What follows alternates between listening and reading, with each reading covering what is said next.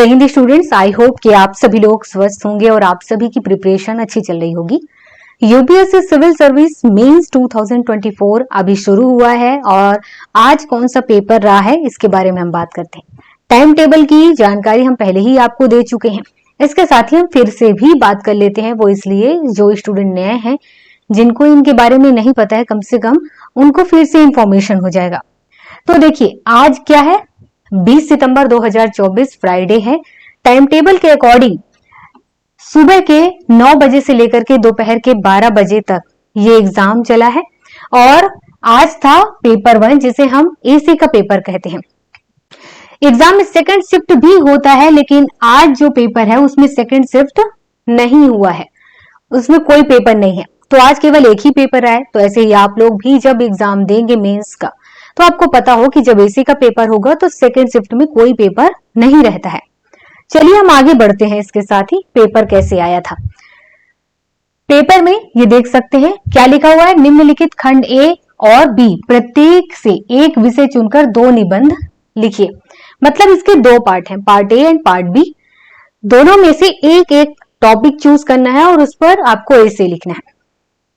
यहां पर सबसे पहले है सेक्शन ए। क्वेश्चन है, जंगल सभ्यताओं से पहले आते हैं और रेगिस्तान उनके बाद आते हैं। सेकंड क्वेश्चन है, भविष्य के साम्राज्य मस्तिष्क के साम्राज्य होंगे। प्रसन्नता का कोई मार्ग नहीं है, प्रसन्नता ही मार्ग है। और चौथा नंबर का क्वेश्चन है, प्रश्न पूछने वाला ही विज्ञान का सच्चा सिपाही है। वैसे इन क्वेश्चन के कई मतलब निकलते हैं, मायने ये रखता है कि आप उसका क्या मतलब निकालते हैं। ये है सेक्शन बी।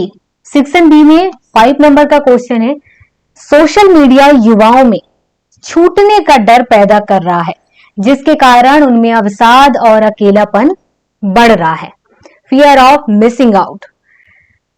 6 नंबर का क्वेश्चन है, लगभग सभी मनुष्य प्रतिकूल परिस्थितियों का सामना कर सकते हैं, लेकिन किसी व्यक्ति के चरित्र के परीक्षण के लिए उसे शक्ति प्रदान करके देखिए।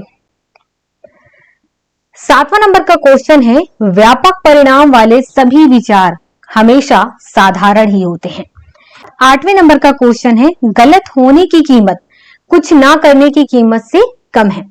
और यहां पर ये 8 क्वेश्चन है। सारे क्वेश्चन इस तरीके से घुमा फिरा करके दिए हुए हैं कि स्टूडेंट अपने अकॉर्डिंग यहाँ पर आंसर करेंगे। हम ये नहीं कह सकते कि आप इसका मतलब यही निकालें। हमारा क्वेश्चन का पढ़ने का तरीका, उसे समझने का तरीका, उसका मतलब निकालने का तरीका अलग हो सकता है, आपका अलग हो सकता है।